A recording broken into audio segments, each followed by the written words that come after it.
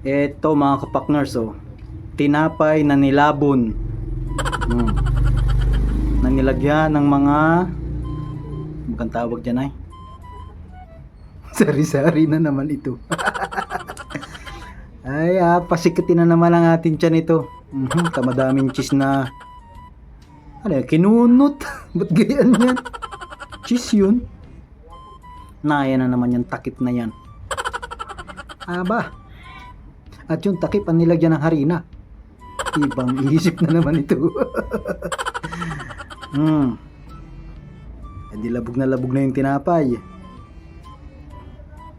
Parang tinapay na nilahukan ng yogurt.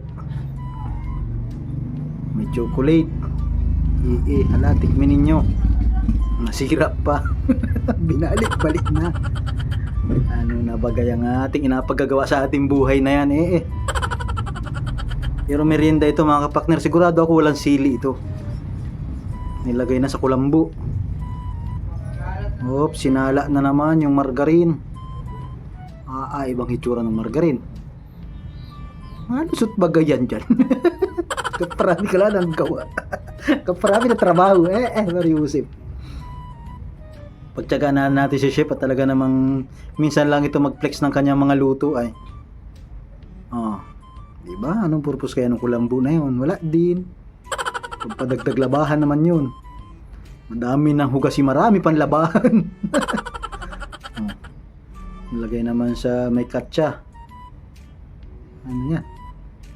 Gagawa ka ng brownies. Tinapay na ginawa pang tinapay. In-steam. Hindi siya inubin, siya in-steam. Luto na yung brownies niya. Sa kanya iuubin. Okay. Daming padahak. daming kuskus balungos. Ayan. Tatadta rin na yung brownies. Para ako hindi matikim ba ganyan na. Ba't siya gaya? Dahil hindi malaglag, kinutsara na. Huwag mo sabihin, duk-dukin mo pa yan. Mukha naman siya masarap Hindi nga dinukdok, ibinilinder naman.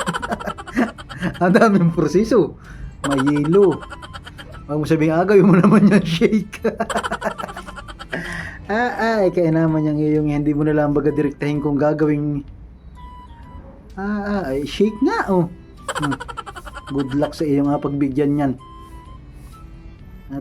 Sus. Hindi na ako matikim niyan. Kung anong hitsura, kung anong lalasay na niyan. Yan na, pinamigay na. Good luck.